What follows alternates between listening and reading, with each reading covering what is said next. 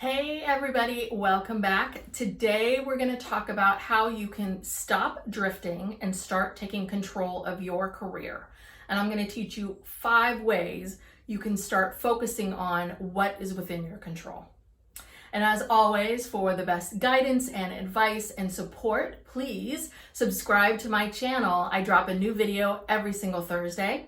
And if you don't know me, my name's Tess Brigham. I'm a therapist and coach, and I've been working with people for over 15 years, but for the past 10, I have just been working primarily with young adults, just like you, helping them figure out who they are, what they want, and what life's all about.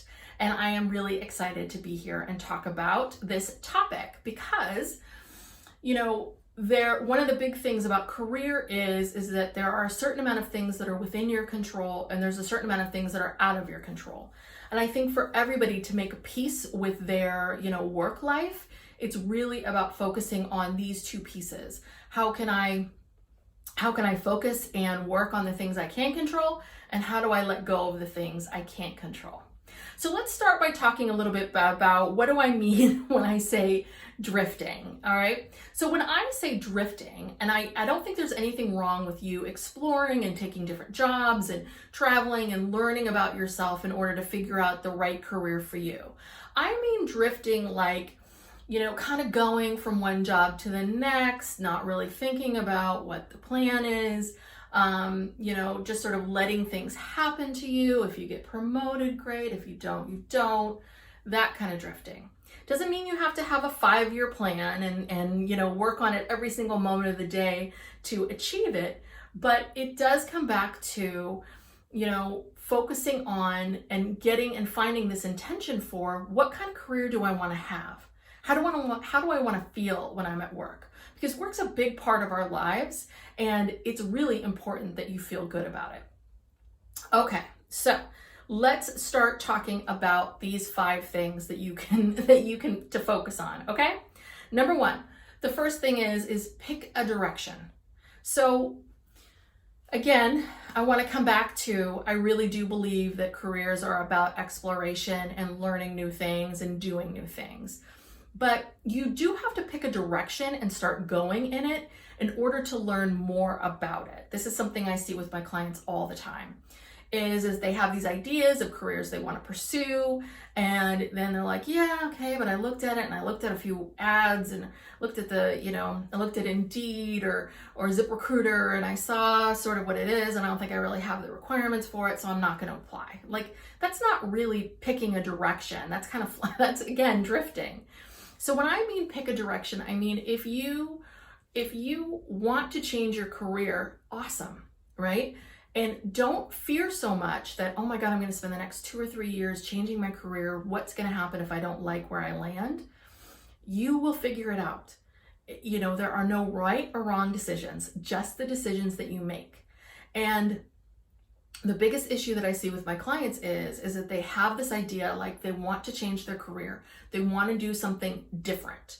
They want to, they're not happy where they are, but there's so much fear around, oh my God, I'm going to go and I'm going to start going in this direction.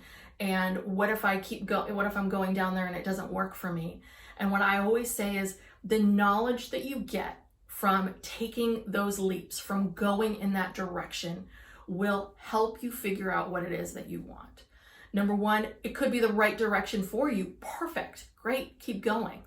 But if it's not the direction that you need at that time, if it's not what you want, you have to trust and believe that by picking a direction, picking a goal, moving strongly down one lane will give you the information and answers and all of that good stuff that you're really, really looking for. So please pick a direction. Don't just meander. Don't looking and going in circles, looking at ads and then being like, oh, maybe I'll stay at my job and then maybe I'll do this and that.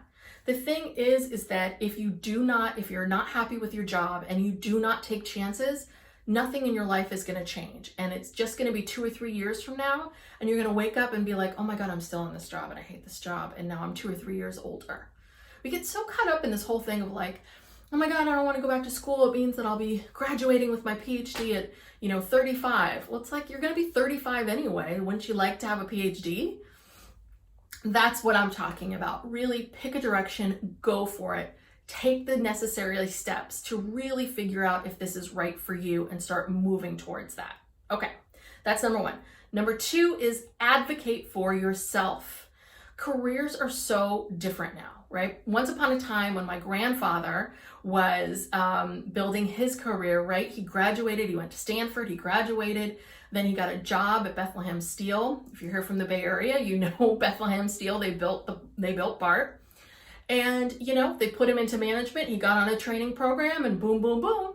He was there for a long time, got a pension, all that good stuff. That doesn't exist anymore. The average length of time that I think most people are at a job, I think it averages about 4 years, right? So companies are not investing the way they used to in training programs and helping people the way they once upon a time, because they don't think people are going to stay. And so what that means is that you really have to be your best advocate for what you want for your career. And so there's nothing wrong with going to your boss and saying, hey, I want more leadership. What can I be doing? Going and meeting with people at your company and saying, hey, I'm really interested in this. Can you teach me more about it? Or, hey, I want to get promoted. Can you tell me what I need to be learning and doing? Or, hey, I have some time. I want to take some classes. What classes should I be taking? What opportunities do we have here to learn different things? Advocate for yourself. Listen, you might have a really awesome manager who is constantly asking you and helping you and taking you under their wing. That's great. That's a great manager to have. But most managers are busy and stressed. They do not have time for you. And so you have to be your biggest advocate at work and tell people, this is what I want. This is what I want to go after. How do I do that? Okay, number three, feedback. You want to get better at what you do. And I know a lot of times there's a lot of companies that only give feedback once or twice a year, right? You're working all year long and then you get this huge review and you're like, wait a second, all these things, they didn't like my performance in this, 6 months ago. So ask for feedback as much as you can. Get specific feedback, right? Take the feedback. So this is the other thing about feedback. Take it in. Sometimes it's hard to hear people's feedback of us. And then I want you to really take a step back and ask yourself, okay, so how do I interpret that feedback? What does that mean to me? Because a lot of times you've got to recognize where you're getting the feedback from. Is this someone that I really trust and has my best interest and I feel like, has good feedback? So that's the thing about feedback. Take it in, right? And really think about it. It doesn't mean you're dismissing it if you don't like it. It's just a matter of being really thoughtful of who do you ask feedback from and being very aware of, what is my relationship with this person? Do they completely know me? And do I agree with the feedback? And there might be feedback that you get that you're like, I don't know. I don't think this is, I question this, so I'm going to go out and get more feedback about this. Okay. So feedback's not just about taking in what everyone has to say to you and try to make all these changes. It's really about taking in what people are telling you, thinking about what you want and what works for you, and making the changes from there. Okay. And number 4, visibility. Visibility is huge. I do a lot of executive coaching, and one of the things that I run into with a lot of those clients is I have clients who, they have been working so incredibly hard, but everything they do is behind the scenes. Everything. So even though they are, the glue that keeps some organizations and teams together, it's their colleagues that are on the super visible projects that are the ones getting promoted. If you want to get promoted, you have to be on projects that have visibility in the company, that your bosses and your bosses' bosses and their bosses' bosses will see and acknowledge. Another way to get visibility is when you're in meetings with your boss and your boss's bosses and all these big people, is really taking a little time before those meetings, setting an intention for how you want to be, and really saying, when I have a thought or idea, I'm just going to raise my hand and say it. Too often, I see this a lot with my female clients. Too often we hem and haw too much about, oh, should I say this? Should I not say it? I haven't really fully formed this. We're just kind of brainstorming, but I want my idea to sound really good. And sure enough, what happens, right? Somebody jumps in and says the idea before you can. So being visible in meetings where there are higher ups is really important. This is not ass kissing. This is not making up stuff or saying things just to sound interesting. It's about being thoughtful and strategic about, okay, this meeting's important. I really need to be on my A game. I really need to show up and be really present and, be present and listen and not shut myself off and jump in when I have a great idea. Okay, last one, 5. This is about the people part of this, because so right now we're in the midst of this pandemic, and a lot of people feel like, oh, I don't need to network anymore. What do I care, right? Networking and finding mentors is really, really important, and it's something within your control. I know some people who are such super connectors, they're networkers, and it helps them tremendously. So people and your relationships with people are a huge part of your career. And especially when you're thinking about changing jobs, when you want to be thought of for great opportunities, when you're at top of mind for people, people will remember you, and that's really important. So network, be thoughtful about it. If you're not a big group person, and right now we can't even get in big groups, but if you're not a big group person, that's fine. You don't need to do that. You can do one-on-one coffees with people or virtual coffees, however you want to do it. Pick 2 or 3 people every single week, or if that feels overwhelming, 1 person a week or 1 person every 2 weeks. Whatever you think you can do, pick that number and go and start saying, hey, we haven't really met. I started when we were virtual. Let's grab a virtual coffee. When do you have time? I'd love to get to know you. People get so nervous about this. This is the thing about networking.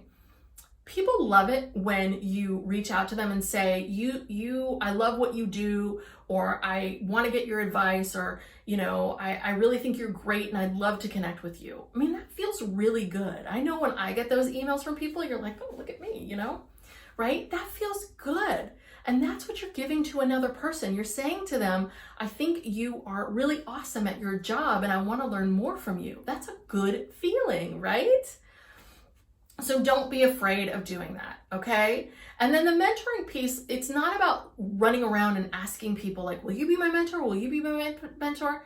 I think when you ask people that, it kind of overwhelms them, but you can start to develop a mentoring relationship with people, right? If there's someone that you really connected with who's maybe 10 years older than you, 10 years farther in your career, ask them, do you mind if I reach out to you again? I'd love to keep going. I'd love to keep getting your advice. And you're going to need to be the one to do all of the reaching out. But like every 3 or 4 months, every quarter, reach out to them. Say, hey, this is what's going on. How are you doing? Okay, great.